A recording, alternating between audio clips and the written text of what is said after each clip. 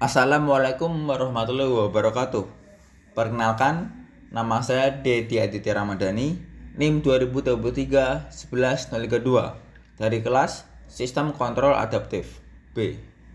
Nah, pada pertemuan kali ini saya akan mempresentasikan materi tentang sistem kontrol adaptif pada konveyor vakum pneumatik. Teori dasar. Pada industri manufaktur, sistem pneumatik sering digunakan untuk menggerakkan aktuator silinder dalam proses otomatisasi, misalnya untuk pengepresan, pengemasan, atau pemindahan material. Keunggulan pneumatik adalah respon yang cepat, biaya relatif murah, dan mudah dipelihara. Namun, sistem ini memiliki kelemahan, yaitu yang pertama, tekanan udara dapat berfluktuasi karena variasi beban atau suplai kompresor. 2. Karakteristik aktuator bisa berubah akibat gesekan, friction, atau kebocoran udara. Dan yang ketiga, kondisi lingkungan seperti temperatur dan kelembapan juga mempengaruhi performa. Jika digunakan kontrol konvensional seperti sistem PID, sistem seringkali tidak dapat mengatasi perubahan kondisi tersebut secara optimal. Maka dengan tujuan menghilangkan permasalahan tersebut, digunakanlah kontrol adaptif. Selanjutnya, prinsip kerja konveyor vakum pneumatik. Sistem pompa vakum berbasis Venturi bekerja dengan memanfaatkan aliran udara bertekanan dari kompresor. Ketika udara bertekanan dialirkan ke dalam tabung Venturi, terciptalah daerah bertekanan rendah yang menghasilkan efek vakum. Tekanan vakum ini digunakan untuk menarik material melalui saluran isap sehingga material terbawa masuk bersama aliran udara. Aliran campuran udara dan material tersebut kemudian diarahkan menuju hopper pemasok vakum.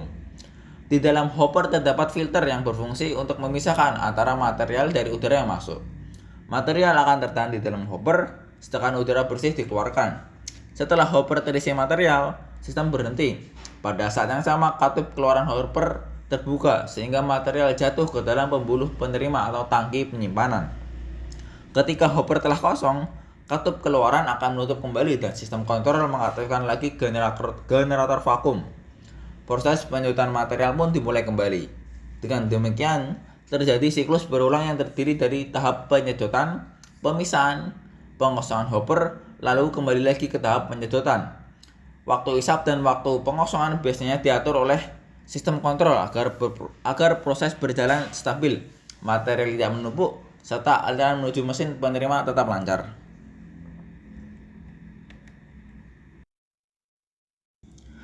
Diagram blok sistem kontrol adaptif konveyor vakum pneumatik.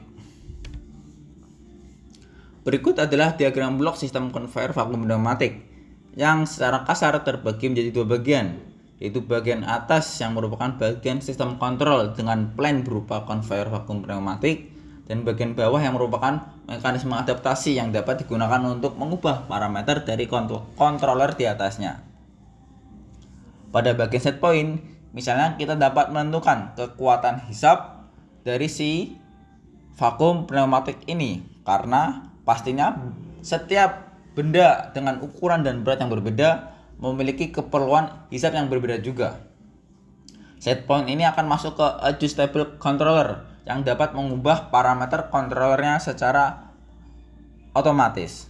Menggunakan model reference adaptive control, kita dapat membandingkan antara kondisi keluaran dari saat ini setelah mengalami disturbance dengan kondisi keluaran yang kita inginkan berasal dari desired performance ini, sehingga pada controller ini dapat menentukan perubahan parameternya sendiri secara otomatis. Selanjutnya pada masuk bagian plan ini. Pada bagian plan ini ternyata kita memiliki pengaruh luar berupa ukuran dan berat benda vakum sebagai disturbance yang tentunya juga dapat mempengaruhi kinerja vakum ini. Jika kita lihat pada bagian bawah ini, terdapat dua percabangan. Yang pertama adalah percabangan berupa kontrol plan saat sebelum mengalami disturbance, sedangkan pada bagian ini adalah pembacaan sensor saat plan telah mengalami disturbance. Nah, pada bagian ini karena keduanya adalah masuk ke bagian sensor material. Nah, sensor material ini misalnya dapat digunakan untuk membandingkan antara kecepatan pengisian hopper ataupun kekuatan hisapnya. Kemudian antara keduanya akan dibandingkan performanya. Misalnya, pada bagian ini adalah idealnya adalah 1, sedangkan pada bagian ini ternyata hanya 0,8. Tentunya akan dimasukkan ini, hasilnya akan dikalkulasikan oleh pengukur performa yang kemudian akan dimasukkan ke bagian data comparison decision. Di bagian comparison decision ini akan dibandingkan antara ke desired performance atau performa dari plan yang kita inginkan dengan performa plan saat ini.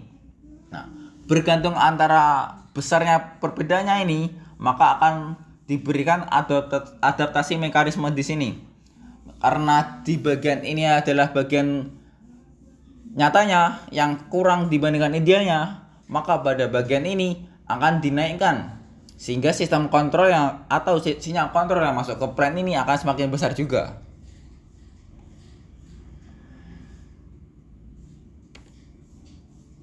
Kesimpulan, model reference adaptive control masuk dalam sistem ini dengan cara membandingkan performa nyata conveyor vakum dengan model referensi yang menggambarkan perilaku ideal. Misalnya kecepatan pengisian material yang stabil atau level hopper yang tercapai sesuai target waktu tertentu. Jika plan nyata yaitu conveyor vakum pneumatik dengan segala dinamika aktuatornya tidak mampu mengikuti model referensi karena adanya variasi beban di material, fluktuasi tekanan udara atau degradasi aktuator, maka algoritma adaptif secara otomatis menyesuaikan parameter kontrol.